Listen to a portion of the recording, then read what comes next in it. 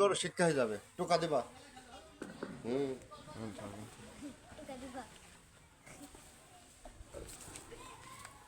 শুরু করে দাও আবার কি আসসালামু আলাইকুম ওয়া রাহমাতুল্লাহি ওয়া বারাকাতুহু বসবো কেন ভাই আলহামদুলিল্লাহি নাহমাদুহু ওয়া নাস্তাঈনুহু ওয়া নাস্তাগফিরুহু ونعوذ بالله من شرور أنفسنا ومن سيئات أعمالنا من يهده الله فلا مضل له ومن يضلله فلا هادي له واشهد ان لا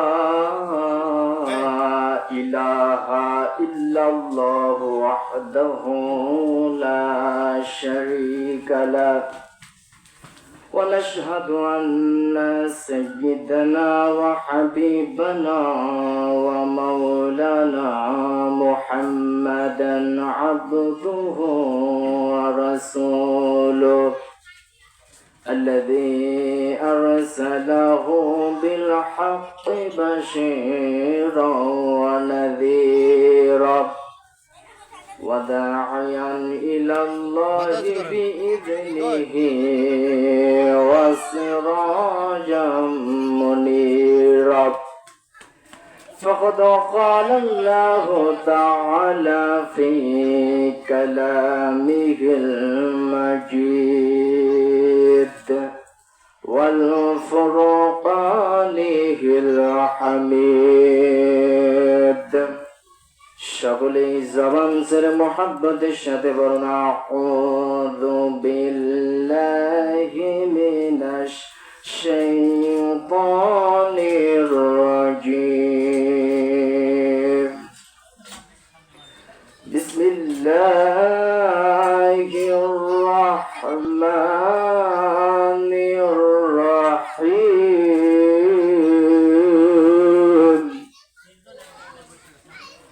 আলিফ লাম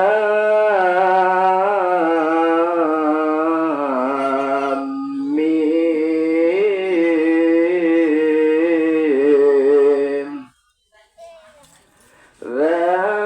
যালিকাল কিতাবু লা রাইবা ফীহি হুদাল লিল মুত্তাকিন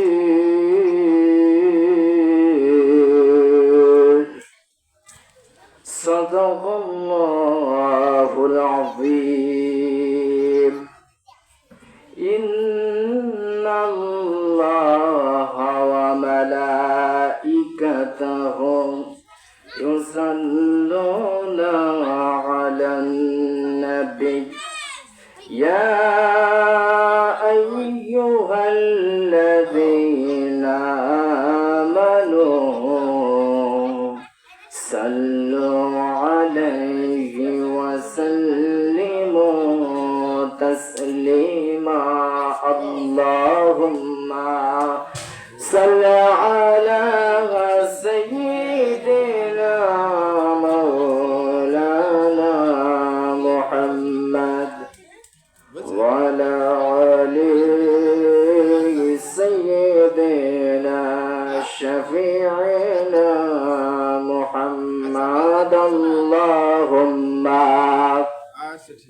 صل على سيدنا مولانا محمد وعلى آل سيدنا شفيعنا محمد রসুল আমার ভালোবাসা রসুল আমার আলো আশা রসুল আমার প্রেম বিরহের মূল আলোচনা রসুল আমার কাজে কর্মে অনুপ্রেরণা আল্লাহুম্মা সাল্লি আলা سيدنا مولانا محمد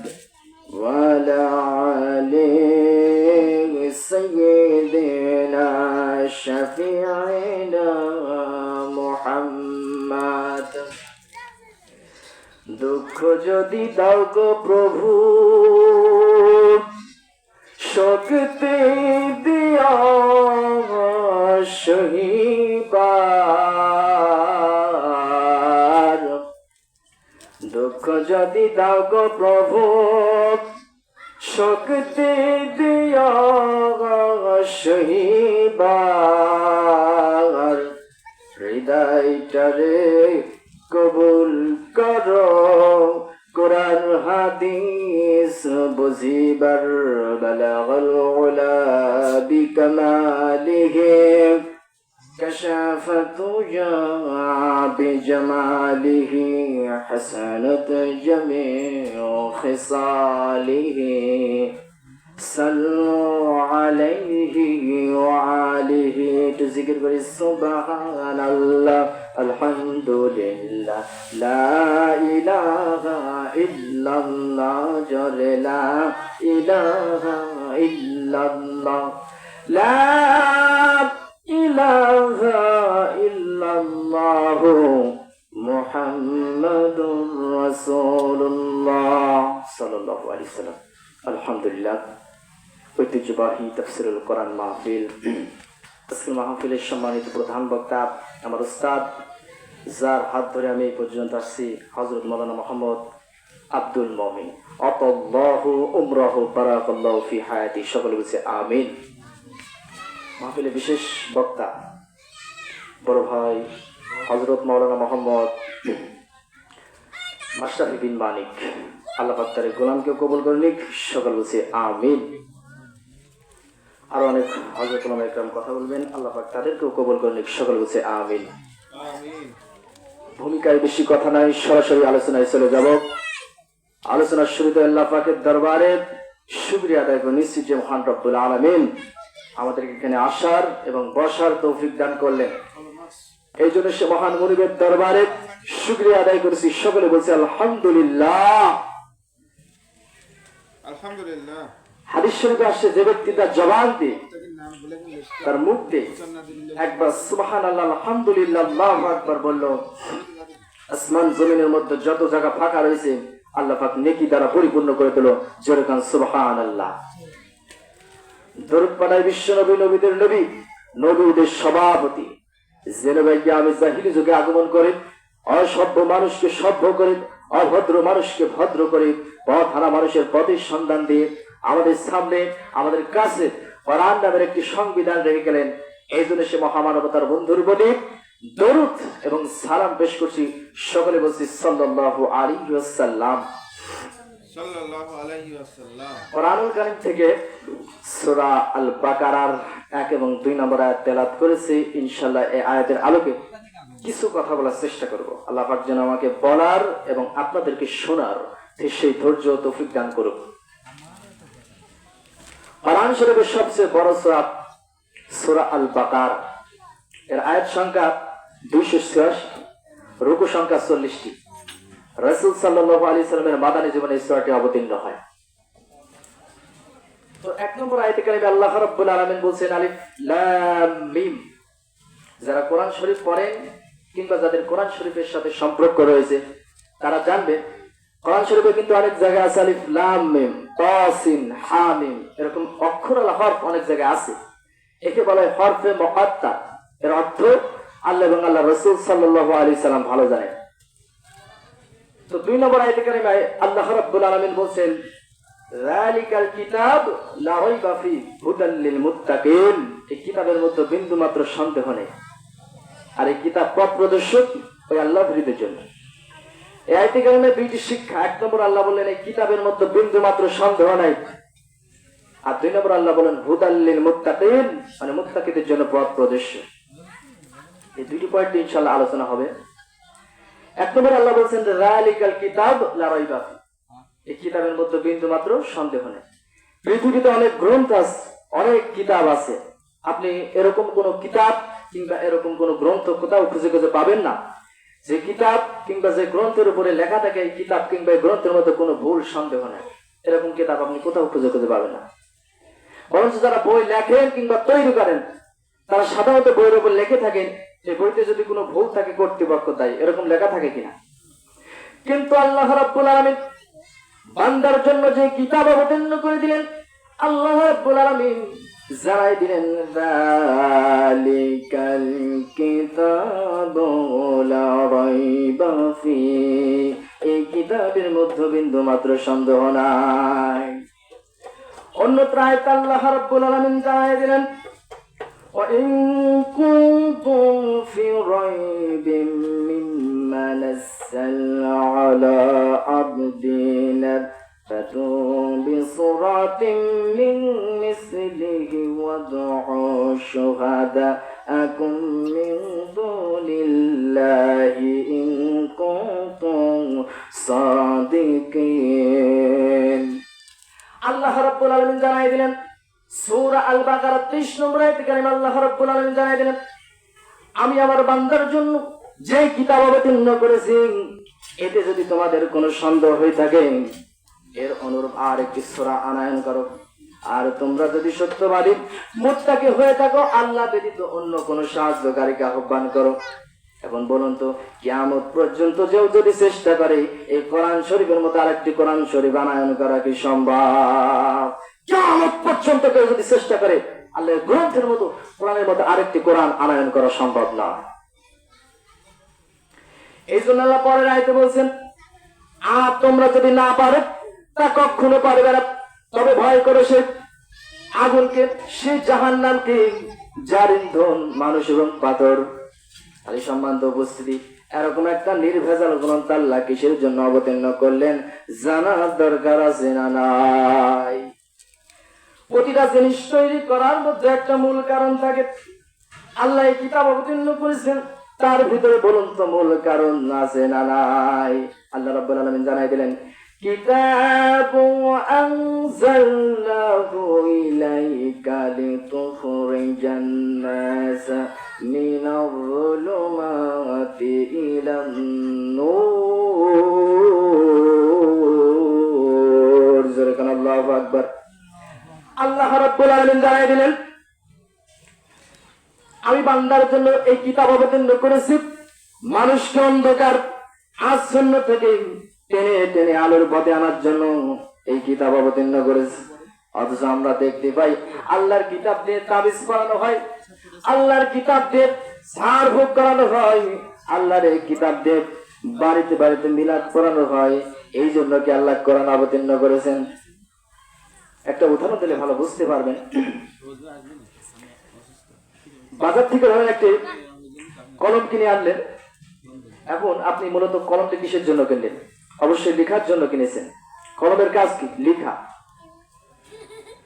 তো ধরেন আপনার গায়ে চুলকুনি আছে, আপনি যদি কলম দিয়ে গা চুলকান আপনার উপকার আসবে কিনা? মনে করেন আপনার কানের ভিতরে বিড়বিড় করছে, আপনি যদি কলম দিয়ে কান খুঁচান আপনার উপকার আসবে কিনা? কিন্তু বলুন তো, আপনি কলম গা চুলকানোর জন্য নাকি কান খুঁচানোর জন্য কিনেছেন নাকি লেখার জন্য কিনেছেন? অবশ্যই লেখার জন্য কিনেছেন। তেমনি ভাবে আল্লাহ রাব্বুল আলামিন এই কিতাব শুধু তাবিজ করার জন্য অবতীর্ণ করে নাই, আল্লাহ এই কিতাব শুধু ঝাড়ফুঁক করার জন্য অবতীর্ণ করে নাই।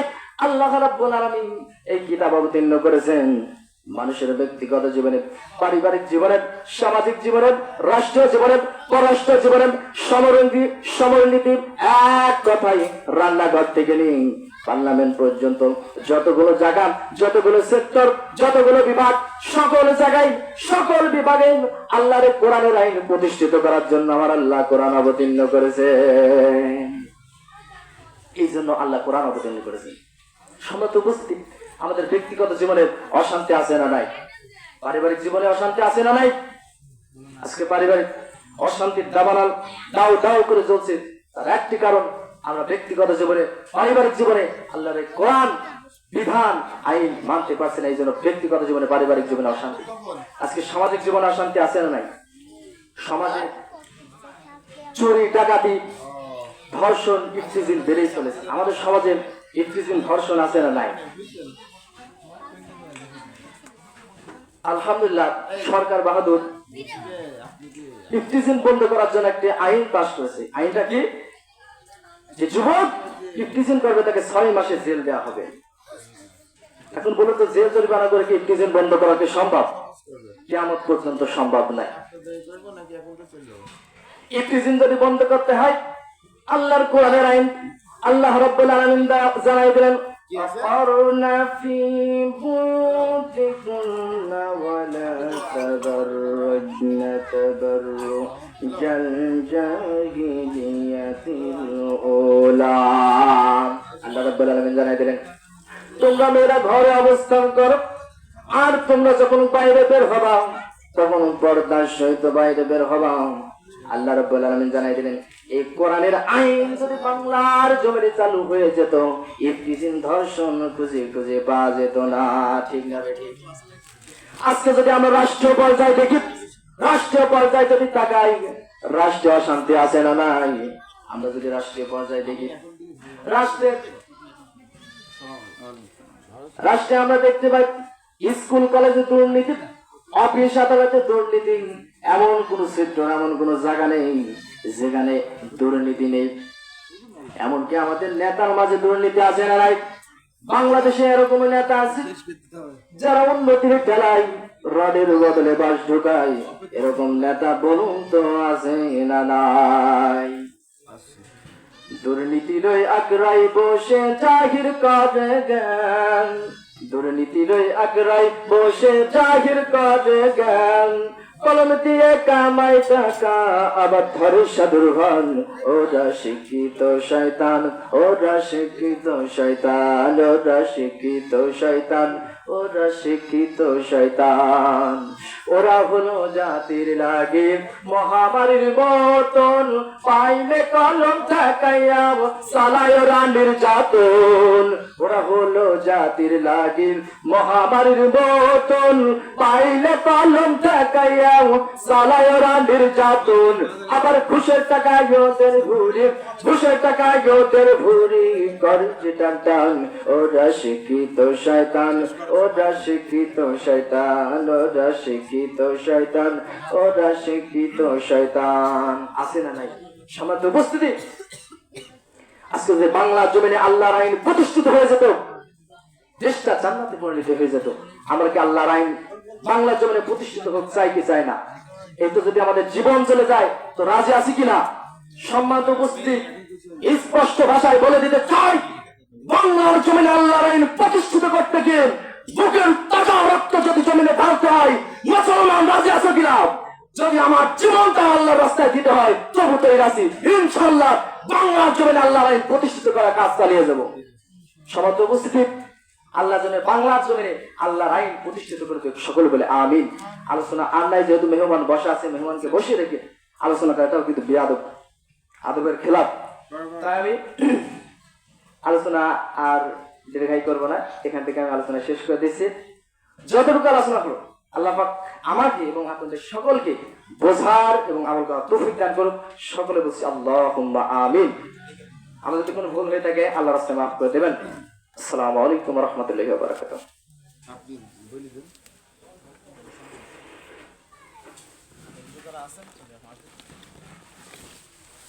আগের কোন ক্যারেক্টার এদিক করে দেবো।